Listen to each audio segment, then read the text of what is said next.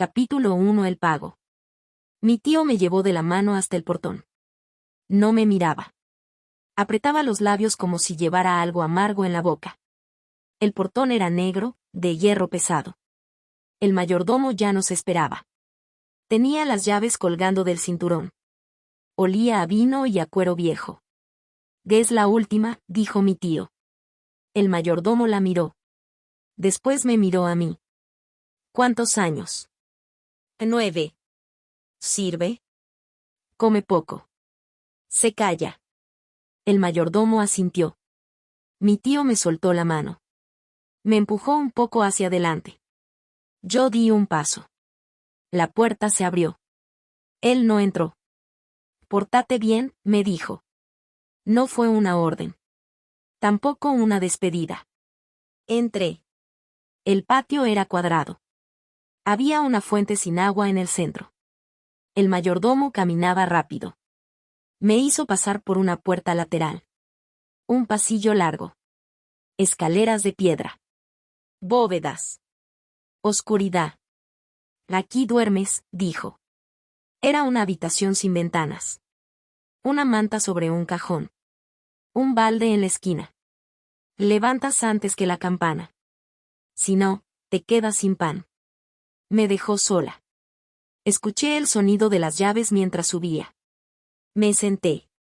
Esperé. No sabía si era de día o de noche.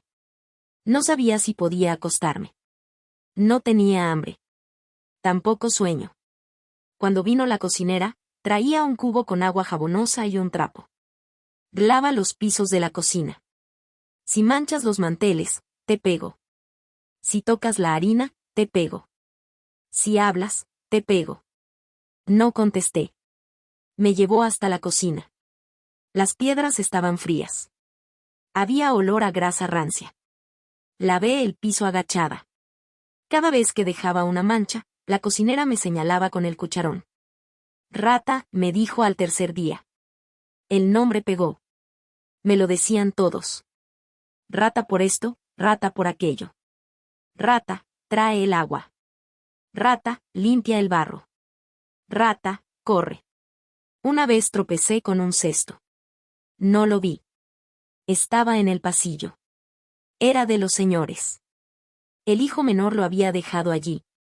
La señora me encontró tirada junto a las naranjas rotas. Me preguntó qué había hecho. No me dejó responder. Me golpeó en la oreja con el bastón.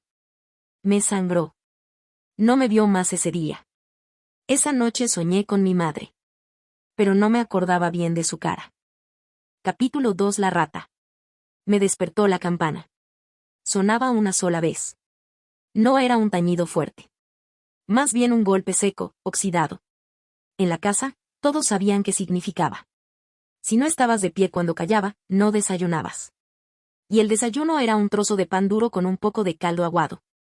No hablábamos entre nosotros. Las criadas viejas no se dirigían a las niñas. Nos observaban. Si cometías un error, te señalaban. Si no lo corregías, te pegaban. El primer mes limpié el suelo de la cocina. Después los pasillos. Luego los cubiertos. Las cucharas de plata se debían frotar hasta que reflejaran el techo. Si el reflejo era opaco, castigo. Una vez usé un paño húmedo en lugar del seco. Me dejaron toda la tarde de rodillas en el rincón, mirando la pared. Nadie me explicaba nada. Lo aprendía todo mirando. Cómo doblar los manteles, cómo poner la mesa, cuántos pasos entre los cubiertos y los platos, cómo se servía el vino, quién debía comer primero. El señor. Luego su esposa. Luego sus hijos. Los sirvientes comíamos cuando ya no quedaba nada caliente. A los pocos días me dijeron rata. No me lo decían en tono de burla. Era una forma de nombrarme. Yo ya no tenía nombre. Era una presencia pequeña, callada, que se deslizaba por los pasillos, cargaba bandejas, recogía migas, abría y cerraba puertas sin ruido. Si hacía ruido, castigo. Una vez me escondí en el sótano para dormir. Estaba cansada. Había subido y bajado las escaleras 12 veces en una hora. Me acurruqué entre los sacos de cebada. Me quedé dormida. Me encontraron. La cocinera me golpeó con una cuchara de madera. El mayordomo me arrastró por el brazo hasta el lavadero. Me tiró un cubo de agua fría encima. No pagamos por holgazanas, dijo. Yo no había cobrado nunca. Ni una moneda. Ni una palabra amable. Ni una mirada. La hija menor del señor tenía 5 años. Llevaba lazos en el cabello y zapatos con hebillas doradas. Un día le pareció gracioso patearme las espinillas mientras yo pasaba con un balde lleno. Me caí. El agua se esparció por el corredor. Llamaron al mayordomo. Me ordenaron secar todo con mi propia ropa. Esa noche dormí mojada. A veces no podía dormir. No por frío, ni por hambre. Por el silencio. Un silencio espeso que llenaba el sótano cuando todos los demás dormían. Solo el crujido de las ratas en el rincón. Una vez una me mordió el dedo del pie. No me quejé. Solo esperé que se fuera. Durante el día, no levantaba la vista. Sabía que si cruzaba los ojos con un miembro de la familia, podía ser castigada solo por eso. El hijo mayor una vez me dijo que tenía ojos de bruja. La señora le rió el comentario. A veces me tocaba ir al mercado con otra criada vieja. Ella hablaba con los vendedores. Yo cargaba los bultos. Si perdía una moneda, no comía ese día. Nunca perdí ninguna. Aprendí a leer los gestos. Las señales. Cuando la señora fruncía los labios, algo se había hecho mal. Cuando el señor dejaba la copa llena, había problemas. Cuando el hijo mayor llegaba con la cara roja, significaba gritos, golpes o muebles rotos. Una noche me mandaron al desván. Hacía frío. Buscaba una caja con mantas viejas. Alguien cerró la puerta detrás de mí. Quedé encerrada. Golpeé. Nadie respondió. Pasé la noche allí. Al amanecer, me abrieron. Era el hijo menor. Se reía. Dijo que había sido una broma. Me mandaron a limpiar el orinal del señor sin desayuno. Una vez vi morir a un criado. Se cayó de la escalera con una bandeja. Se golpeó la cabeza. Sangró. No lo atendieron. Alguien se llevó el cuerpo. El mayordomo dijo que buscáramos a otro. Aprendí que los criados no importábamos. Si uno desaparecía, se sustituía. Como un cubierto roto. Como un trapo quemado. Una mañana encontré a otra niña llorando en el lavadero. No hablaba. Tenía las rodillas llenas de costras. Me miró. Yo no le dije nada. Solo le pasé un paño seco. Después no la volví a ver. A los 10, me encargaron de lavar la ropa interior de la familia. Lo hacía al amanecer, en agua helada, en la fuente del patio. Si alguna prenda no quedaba blanca, debía repetirlo todo. No había jabón suficiente. Mis manos se agrietaron. La piel se me abría entre los dedos. Una criada vieja me enseñó a frotarme con grasa de cerdo en secreto. Solo una vez por semana. Un día, al limpiar el escritorio del señor, encontré un anillo entre los papeles. No lo toqué. Lo señalé. Me dieron una bofetada. Me acusaron de intentar robarlo. No intenté explicarme. No servía de nada. Una tarde, mientras secaba las escaleras, oí al señor hablar con el mayordomo. Decía que la deuda estaba saldada. Que yo ya no le debía nada. No entendí qué significaba. Pero no cambió nada. Seguía limpiando. Seguía callada. Seguía sin nombre. Solo entendí que para ellos, yo era solo un cuerpo útil. Nada más. Y aún me quedaban 2 años allí. Capítulo 3. El bastón. La señora caminaba lento. Su bastón sonaba contra las baldosas como un reloj de arena invertido. Un golpe. 2. 3. Sabíamos que se acercaba antes de verla. Cuando subía al comedor, todas las criadas debíamos bajar la cabeza y no cruzar por delante. El bastón era de madera pulida, con una empuñadura de metal. Lo usaba para andar. Pero también para señalar. Para juzgar. Y para castigar. Me lo apoyó por primera vez en la espalda cuando tenía 10 años. Me había dejado una jarra sobre la mesa en lugar de la bandeja. Nadie me había dicho que debía usar bandeja para la bebida. Lo aprendí esa tarde, con el hierro del bastón empujándome entre los omóplatos. Ratas inmodales, dijo. No lloré. Nunca lloraba frente a ellos. Si alguna lágrima se asomaba, me la tragaba. Esa noche, la cocinera me mandó sobras frías. Había que agradecerlas, decían. Agradecer que todavía estuviera bajo techo. Que tuviera un rincón donde dormir. Que alguien me llamara por un apodo en lugar de ningún nombre. La señora tenía la costumbre de cambiar las órdenes a último momento. Una vez ordenó carne para el almuerzo y al llegar la hora exigió pescado. Nadie dijo nada. El mayordomo bajó la voz. La cocinera apretó los dientes. A mí me mandaron a buscar sardinas al mercado. A pie. Bajo la lluvia. Volví con las sardinas en una bolsa. Estaban húmedas. El hijo mayor dijo que olían mal. La señora me miró fijo. Levantó el bastón. No dijo nada. Lo apoyó en mi hombro. Con el metal. Frío. Pesado. Esa noche limpié el comedor de rodillas. Me sangraron las palmas. Nadie lo notó. Nadie lo iba a notar. El mayordomo me asignó el cuidado de las escaleras. Subirlas. Bajarlas. Mantener la madera brillante. No dejar rastros. No dejar migas. No dejar marcas de paso. Una mañana escuché gritos. Era la hija menor. Se había caído. La culpa fue del gato. Pero nadie dijo nada del gato. Solo de mí. Porque la escalera tenía polvo. Me azotaron con una rama de olivo. Me dejaron en el patio bajo el sol. No podía sentarme. Las piernas me ardían. Las moscas se posaban sobre las marcas. No las espantaba. No me movía. A los 11, aprendí a coser. La costurera me dejaba usar los retazos de tela sucia. Debía remendar ropa de cama. Camisas viejas. Paños de cocina. Usaba una aguja torcida y mis dedos ya no sentían las puntas. Las uñas se volvían negras. Una tarde, mientras cosía un dobladillo, sentí que alguien me miraba. Era una mujer parada junto a la puerta. No era una criada. Tampoco parte de la familia. Vestía como alguien importante, pero su expresión era distinta. No altiva. No dura. ¿Cómo te llamas?, preguntó. No respondí. ¿Cuántos años tienes? Tampoco respondí. La cocinera vino y me empujó con el codo. Siga trabajando, rata. La mujer frunció el ceño. Se fue. No volvió ese día. Pero al día siguiente, volvió. Esta vez me vio fregando el mármol del corredor. ¿Eres tú la niña que llaman rata?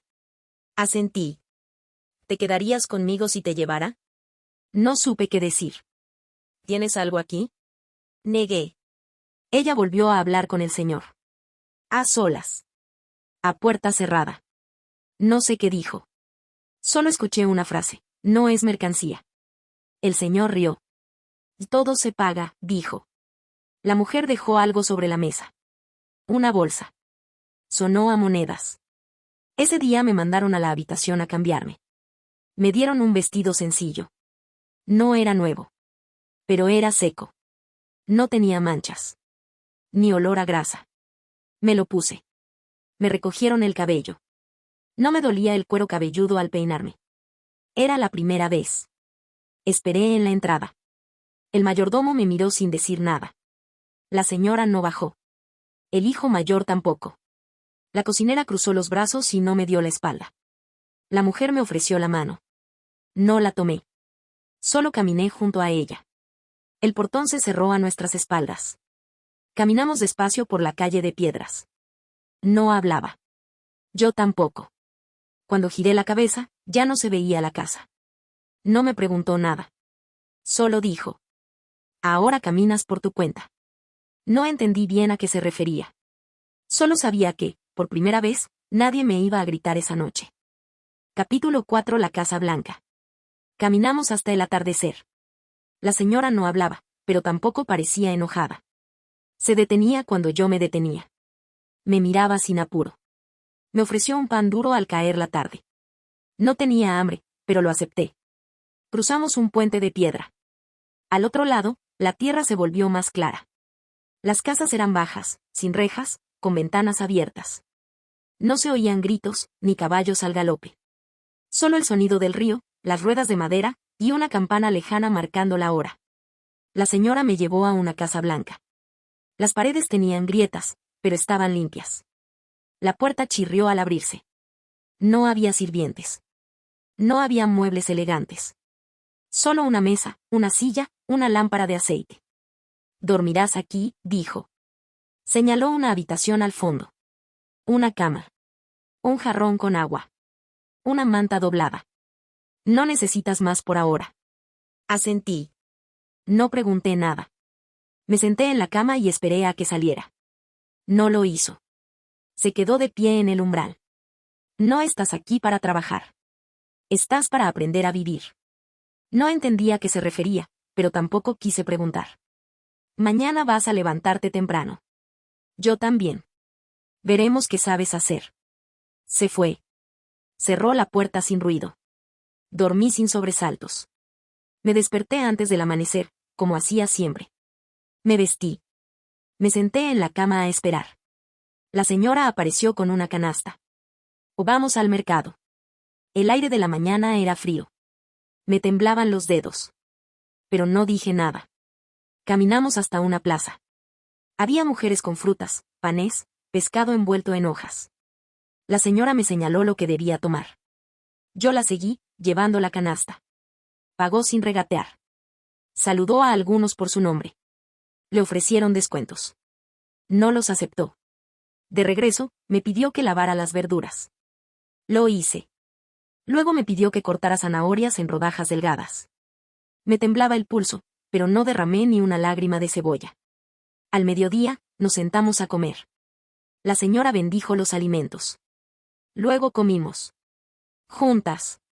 En la misma mesa. No supe si debía hablar. No lo hice. Puedes preguntar, dijo, como si hubiera leído mis pensamientos. No tenía preguntas. ¿Cuánto tiempo estaré aquí? Pregunté sin pensarlo. Todo el que quieras. No lo entendí. Nadie preguntaba cuánto tiempo iba a estar en un sitio. Uno se quedaba hasta que lo echaban. O hasta que lo vendían. ¿Qué voy a hacer? Lo que elijas. Ese era un juego cruel. Oh, eso pensé. Pero no era un juego. Los días siguientes fueron todos iguales. Me enseñó a leer en voz baja. Me hacía escribir palabras en una pizarra pequeña. Si fallaba, no me golpeaba. Solo me pedía que lo hiciera de nuevo. Me hablaba poco. Nunca me tocaba. No me alzaba la voz. A veces me pedía que la acompañara al río. Sentarse. Ver el agua correr. No hacía falta hablar. Me sentaba a su lado y el tiempo pasaba distinto. Me enseñó a coser con hilo limpio. A bordar sin prisa. A reconocer hierbas por su olor. A medir sin balanza. A servir el té sin derramar. A mantener el fuego vivo con una sola leña. Una tarde me llevó a una casa vecina. Una mujer enferma necesitaba ayuda.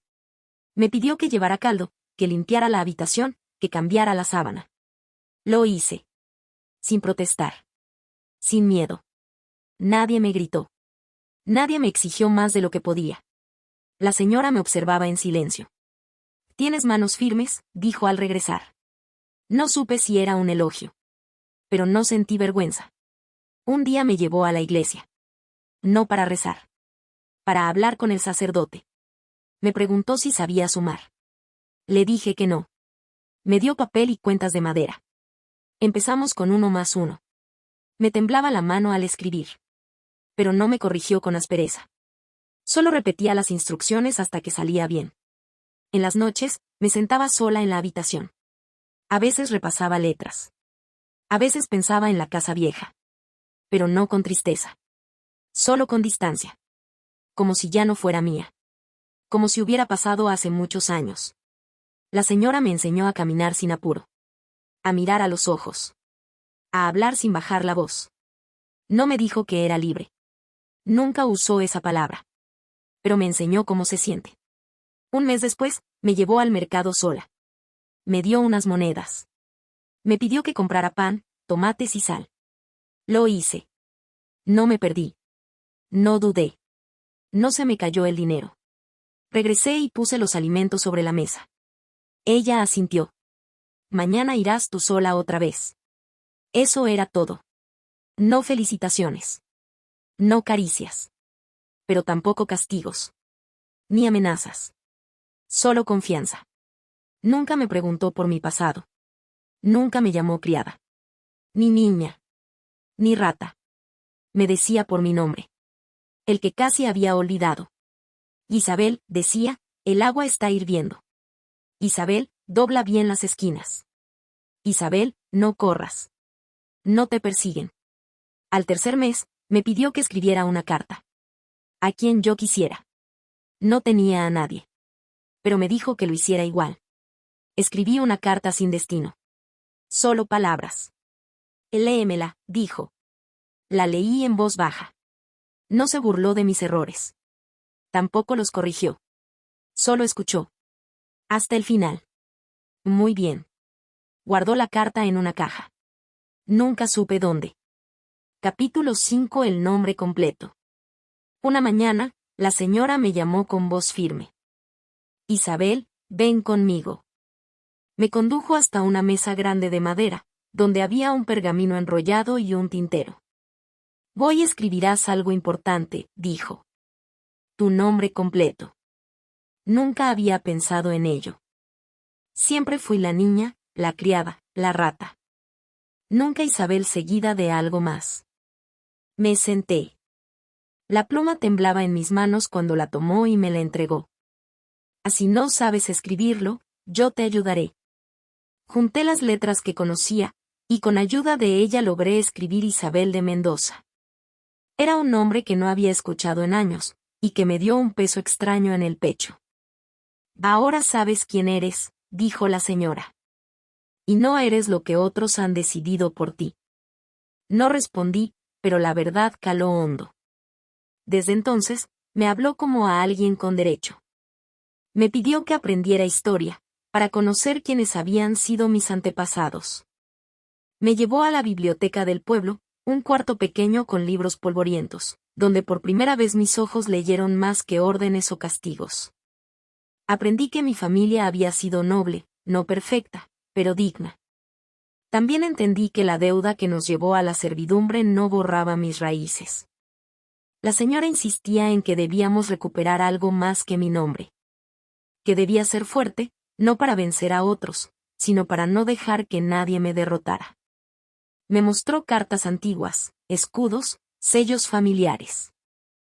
Tú eres la que debe continuar esta historia, dijo. Y no importa lo oscuro que haya sido el pasado, siempre hay luz si uno quiere buscarla. No supe si tenía razón. Pero sentí que esa luz no sería para ella, sino para mí. Capítulo 6. Los primeros pasos. El día en que la señora me entregó mis primeras monedas para comprar lo que necesitara, sentí una mezcla de miedo y poder que no había conocido antes. Caminé hacia la plaza del pueblo con pasos lentos, como si cada moneda en mi bolsa pesara más que el oro de un rey. Los vendedores me miraban con sospecha, como si esperaran que me equivocara o que alguien viniera a decirles que no debían tratar conmigo. Apreté los puños, recordando todo lo que había aprendido hasta entonces, que nadie podía robarme el derecho a ser más que una sirvienta. ¿Qué quieres, niña? Me preguntó una mujer con una voz áspera, cargada de desconfianza. Tela para hacer vestidos, respondí con la voz firme, pero sin alzarla. La mujer se quedó mirándome. Vi en sus ojos el reflejo de todos los rumores que se habían tejido a mi alrededor, la hija de una familia arruinada, la sirvienta comprada como pago de una deuda. Y no será mucho pedir que aprendas a coser primero, ¿no? Y dijo, y añadió con una sonrisa torcida. Aunque para eso tal vez sirvan las manos de una criada. No respondí. Saqué de mi bolsa un pequeño trozo de tela y le mostré los bordados que había practicado. Ella me miró, sorprendida. No está mal, dijo, y me entregó la tela junto a un pequeño paquete de hilos. Pero si quieres sobrevivir aquí, deberás trabajar más que los demás. Volví a casa con las manos temblorosas, el corazón agitado, pero con la convicción intacta. Esa noche, repasé una y otra vez las puntadas, pensando en cómo cambiar mi destino sin pedir permiso. Al día siguiente, la señora me presentó a una mujer que bordaba encajes finos. No era amable ni sonriente, pero me enseñó a mantener la aguja firme, a controlar la respiración para no errar la puntada, y a no desesperarme cuando el hilo se enredaba. El bordado es paciencia y resistencia, me dijo sin mirarme a los ojos. Igual que la vida. Aprendí que la resistencia no se mostraba en gritos ni lágrimas, sino en la persistencia silenciosa. Con el herrero fue diferente. Era un hombre callado, de manos grandes y callosas. Al principio, me vio como una niña torpe que no debía estar cerca de sus herramientas. Esto no es juego, me advirtió. Una mala maniobra puede costar caro. Pero poco a poco me enseñó a sostener el martillo, a sentir el peso del metal caliente, a trabajar sin prisa pero sin pausa. Una tarde, mientras forjaba una pequeña hebilla, el herrero me preguntó: ¿por qué quieres aprender esto? No supe qué responder. Miré las chispas saltar y pensé en todo lo que había dejado atrás. Para no depender de nadie, dije al fin. Él asintió y me enseñó a moldear con firmeza. Pero la vida no se cambió solo con trabajo. En el pueblo, la gente susurraba. Una mujer mayor, con ojos penetrantes, me dijo una tarde: no olvides que naciste de la deuda. Nunca serás más que eso para muchos aquí. Sentí que su voz era un puñal, pero no le devolví el insulto. Me limité a mirarla con frialdad. Quizás no, pero tampoco soy la misma niña que llegó aquí, respondí. Se quedó callada. Y por primera vez, no intentó humillarme. En casa, la señora me observaba con paciencia. A veces, cuando pensaba que nadie me veía, me encontraba con su mirada serena. Isabel, me dijo un día, no olvides que la dignidad no es un regalo. Es una conquista diaria. Lo entendí. Porque la dignidad no se mostraba en palabras, sino en cómo enfrentaba cada día, cada mirada, cada susurro. El tiempo pasó, y con cada amanecer sentí que un pequeño espacio dentro de mí se hacía más fuerte. La niña que había sido vendida como pago empezaba a caminar con pasos propios, aunque el camino fuera largo y áspero. Y no iba a detenerme. Capítulo 7. Viejos fantasmas. A los 15 años, la vida parecía querer probar mi fuerza una vez más.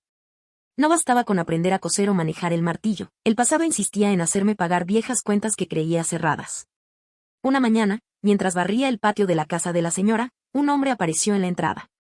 Su rostro no me era desconocido, aunque los años y el sol le habían endurecido las facciones. Su mirada era fría, calculadora. ¿Isabel?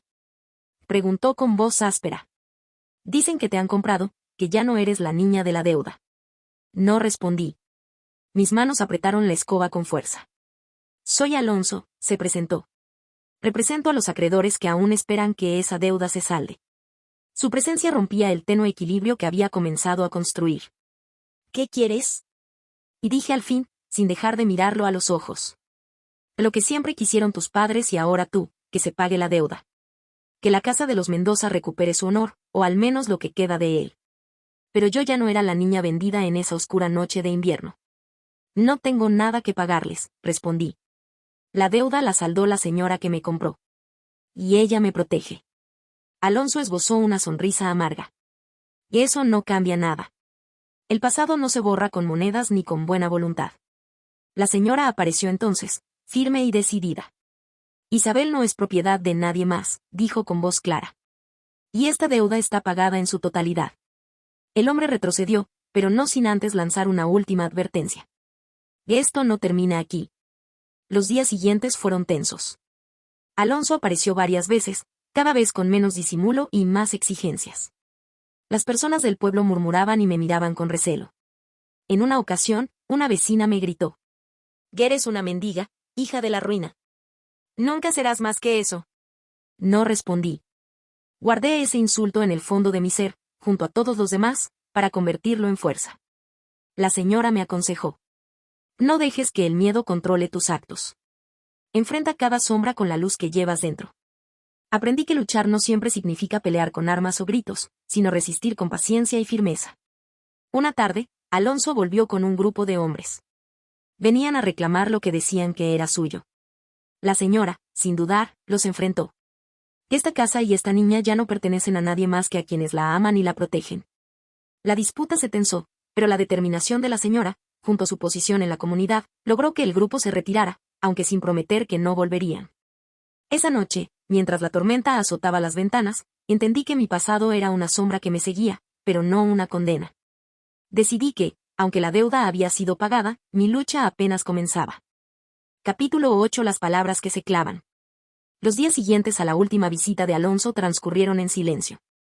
No volvió, pero el eco de sus palabras quedó flotando en los rincones. El pueblo ya había hecho su juicio. Yo era la hija de la ruina, y la mujer que me había comprado, una vieja excéntrica con deseos de redención que nunca se concretarían. La señora me pidió que retomara los encargos de costura. Teníamos telas que vender y vestidos que entregar, y si algo me enseñó fue que el trabajo siempre camina delante del miedo. Fui a casa de los Beltrán a entregar 2 vestidos. Me hizo abrir la puerta su criada, que me conocía desde niña. ¿Otra vez tú? Y dijo, sin moverse. Creí que ahora vivías como princesa. Traigo los vestidos de la señora, respondí. Déjalos ahí. No hace falta que te quedes. La señora Beltrán apareció desde el fondo. Me miró con la misma expresión que uno dedica a una peste que no se termina de erradicar. Así que tú eres la pequeña protegida, dijo con sorna. ¿Has aprendido a hablar sin bajar la cabeza? Solo cuando sé que no tengo que pedir perdón. Ella se rió, pero sin alegría. No olvides quién fuiste. Lo que llevas encima, no se quita con hilo ni telas caras. No respondí. La rabia me crecía dentro, pero no dije nada. Había aprendido que las palabras, cuando se lanzan sin pensar, pierden valor. Me fui con la cabeza en alto. Esa noche, cenamos en silencio. La señora me observaba, como si esperara que algo se rompiera dentro de mí.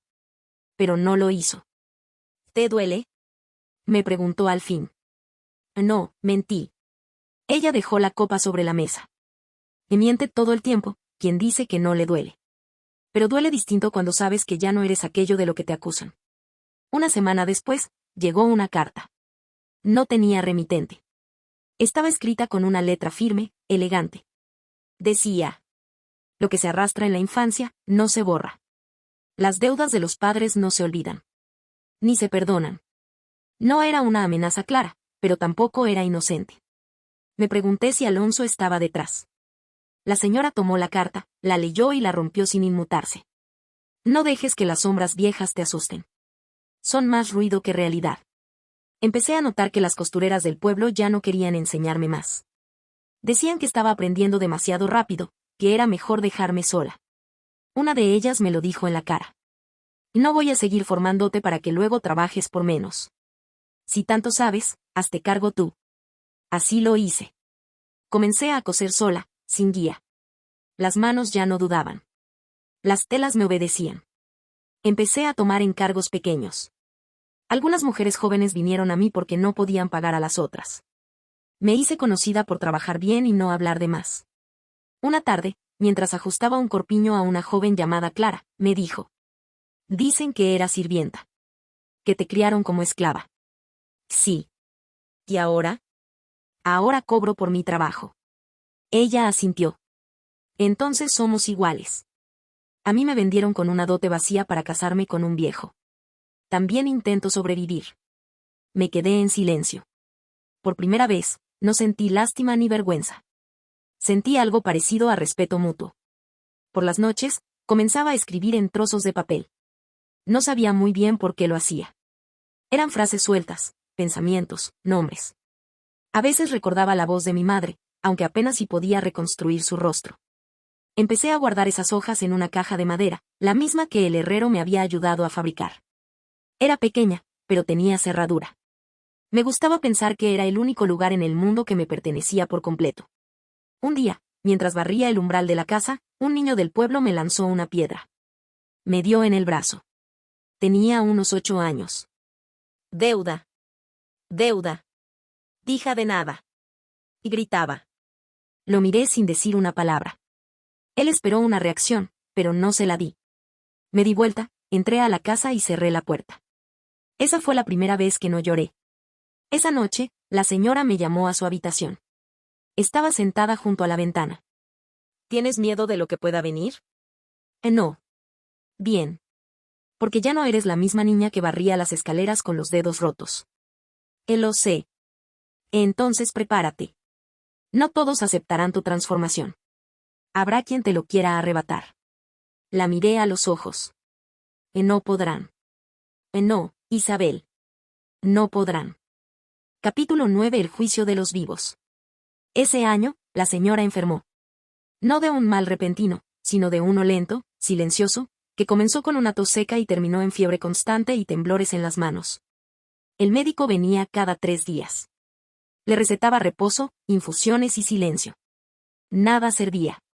Yo la cuidaba. Le mojaba los labios con un paño, le ayudaba a cambiarse la ropa cuando sudaba en la noche, le leía cuando tenía fuerzas para escuchar. Una madrugada, cuando creí que dormía, murmuró: cuando me muera, nadie te protegerá. No diga eso, respondí. Es cierto. No soy eterna. Cuando cierre los ojos, Vas a estar sola. Y ellos vendrán. No pregunté a quiénes se refería. Ya lo sabía. Empecé a notar que las visitas al taller disminuían. Las mujeres del pueblo venían menos. Algunas devolvían los encargos sin explicación. Un día, una joven se acercó y me dijo: dicen que ya no sos confiable. Que vivís con una vieja que va a morirse y que después te van a echar. ¿Quién dice eso? Todos. Me la quedé mirando. Ella bajó la vista y se fue sin decir más. Una tarde, al volver del mercado, vi a Alonso hablando con 3 hombres en la plaza. No se escondían. Él me vio. Me saludó con un gesto seco y continuó hablando. Su presencia se volvía cada vez más habitual. Era como si esperara. Esa noche, la señora me pidió que me sentara junto a su cama. Me dio un documento sellado. Y este papel te da derecho a permanecer en esta casa cuando yo muera. No podrán echarte. ¿Y si lo rompen? Entonces tendrás que pelear. Me quedé mirándola. Tenía los ojos hundidos, la piel transparente. Parecía más hueso que carne. O no soy noble, ni tengo apellido, le dije. Tienes nombre. Es suficiente. 2 días después, me citaron en la capilla. Era una reunión del consejo vecinal. No existía tal cosa, pero fui. Estaban Alonso, los Beltrán, la mujer del herrero, 2 ancianas del barrio y el cura. No me invitaron a sentarme. Queremos saber cuál es tu situación, dijo Alonso. ¿En qué sentido? Tú no eres familia de la señora. No tienes propiedad. No tienes derechos. Ella me dio este documento. Saqué el papel y lo extendí. El cura lo leyó. Asintió sin decir nada. Eso es papel mojado cuando ella muera, dijo la mujer del herrero. Y cuando eso pase, queremos que abandones esta casa. ¿Por qué? Porque no es tuya. Porque no perteneces. Me sostuve firme. No me iré. Entonces habrá consecuencias. Volví a casa sin temblar. Pero al entrar, me encerré en el cuarto y lloré. No por miedo. Por rabia. Porque entendía que no importaba cuánto aprendiera, cuánto trabajara, cuánta dignidad mostrara. Para ellos, siempre sería la niña vendida, la sirvienta rescatada. Pasaron 3 semanas. La señora empeoraba. Ya no podía levantarse sola. Me pedía que me sentara con ella, incluso cuando no podía hablar. Le gustaba que le peinara el cabello. Yo lo hacía despacio, como si el tiempo pudiera alargarse con cada trazo del peine. No me olvides, susurró una noche. Nunca. Y no te arrodilles. Ni siquiera cuando no quede nada. Una mañana, al amanecer, fui a su habitación. Ya no respiraba. Me senté a su lado.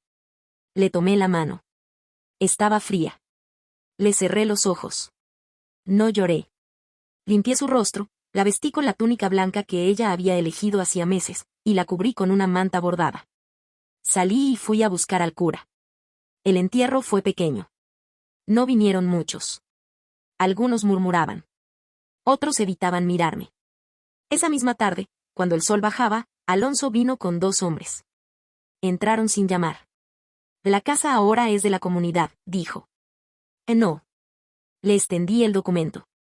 Esta casa es mía hasta que decida marcharme. Y si lo intentan, habrá juicio. Alonso lo leyó. Hizo una mueca. ¿Crees que eso te protegerá? No lo creo. Lo sé. Se fueron sin decir más. Esa noche, dormí sola en la casa. Por primera vez, no había nadie más que yo. Me preparé un té, cerré la puerta con llave y subí las escaleras. Me miré en el espejo del cuarto de la señora. No era una niña. Tampoco una mujer del todo. Pero había algo en mis ojos que ya no se iría, decisión. Había vivido arrastrando una deuda que no era mía. Había soportado servidumbre, desprecio, amenazas. Y ahora estaba sola. Pero de pie. Capítulo 10. El nombre que nadie dijo. Pasó un mes desde la muerte de la señora. El taller permanecía cerrado. La gente no venía. Yo tampoco salía. Me ocupaba de limpiar, de cuidar el jardín, de mantener viva la casa como ella me enseñó. Las voces en la calle decían que era una ocupante, que pronto me echarían, que sin su protección no duraría mucho. Una mañana, recibí una carta. La trajo un muchacho a caballo. El sobre no tenía sello, solo una firma, Doña Blanca de Aranda. La mujer más rica de toda la comarca. Leí el contenido 3 veces. Me ofrecía una visita. No una invitación, sino una orden. Debía ir a su hacienda al día siguiente, sin falta.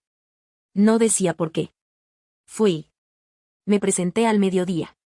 Me hicieron esperar en una antesala de piedra, sin ventanas. Cuando finalmente me recibió, estaba sentada en una silla alta, con un bastón entre las rodillas. Era anciana, muy delgada, los ojos duros como piedras enterradas. Te he observado, dijo sin saludar. Desde que eras una niña. No sabía que usted me conocía. Conozco a todos los que cargan el peso de otros. Guardó silencio. Me indicó que me acercara. Lo hice. Has sobrevivido más de lo que debías. Y eso significa que eres útil. No respondí. Quiero que tomes el cargo de administradora de mi segunda propiedad en el norte. Es una finca abandonada. Pero si sabes trabajar, puede darte una vida digna. Allí nadie te llamará sirvienta. La miré fijo. ¿Por qué me lo ofrece? Porque te he visto resistir sin ensuciarte. Porque no pediste limosna ni buscaste lástima. Porque el mundo necesita mujeres que no se inclinen. ¿Y qué gana usted? ¿Qué gano? Cumplo una promesa que le hice a una vieja amiga que teníamos en común, y que solo se la pasaba hablando de ti. Comprendí todo. Partí una semana después. Antes de irme, entré al cuarto de la señora una última vez. Me senté en la cama. Miré el espejo donde tantas veces le peiné el cabello. Voy a cuidar lo que me enseñó, murmuré. Y no voy a volver a ser vendida jamás. Cerré la puerta. No miré atrás. El viaje fue largo. 3 días a caballo con un guía mudo. La finca estaba alejada, entre colinas. Al llegar, vi un caserón grande, polvoriento, con techos vencidos pero firmes. Me esperaba un grupo de trabajadores, desconfiados al principio. Me presenté con claridad. Soy Isabel. La nueva encargada. No vine a dar órdenes, sino a trabajar. Pero no aceptaré desobediencia ni falta de respeto. Y no lo hicieron. El primer mes dormí en un cuarto sin cama, sobre un jergón de paja. Me levantaba antes que todos, caminaba la tierra, revisaba las cuentas, aprendía los nombres. Les enseñé que no temía ensuciarme. Reparé cercas, cargué leña, lavé herramientas. Al segundo mes, nadie me miraba como una niña. Al tercero, me llamaban por mi nombre. Pasó un año. Un día, Alonso vino a buscarme. Vino solo, con un caballo blanco, bien vestido. No esperaba verlo. Se presentó sin aviso, como si aún tuviera derecho a irrumpir en mi historia. Escuché que estás aquí, dijo. Sí. La casa de la señora fue vendida. Dijeron que era lo justo. ¿Y vienes a decirme eso? No. Vine a ofrecerte algo. Reí. No me reía desde hacía meses. No era una risa alegre. Era seca, incrédula. ¿Qué tienes tú que yo necesite? Una oportunidad. Podemos casarnos. Tengo tierras. Tú tienes experiencia. ¿Casarnos? Sí. No hay muchas mujeres como tú. Lo miré a los ojos. Tienes razón. No hay muchas mujeres como yo. Y por eso, no necesito un hombre como tú. Se quedó en silencio. No supo qué decir. Al final, se marchó sin saludar. En la primavera, me llegó un mensaje de Doña Blanca. Quería verme. Fui. Estaba más frágil. Me recibió sentada en un balcón. Cumpliste, dijo. Aún no termino. Pero comenzaste. Es suficiente. Tomó mi mano. La suya temblaba. Voy a dejarte la finca a tu nombre. Está en los papeles. Y no hace falta. Sí hace. Porque este mundo no te da nada. Tienes que arrancárselo. ¿Y si no me lo permiten? Entonces lo tomas igual. Volví a casa esa noche. Me senté sola en el campo, mirando la luna. Pensé en la niña de 9 años. La que caminó entre barro y vergüenza. La que sirvió sin que nadie le preguntara si quería. La que sobrevivió al desprecio y al olvido. Nadie dijo mi nombre en voz alta durante años. Nadie lo recordó. Ni yo. Ahora lo digo. Me llamo Isabel. No tengo apellido. Pero tengo historia. Y eso, nadie me lo va a quitar.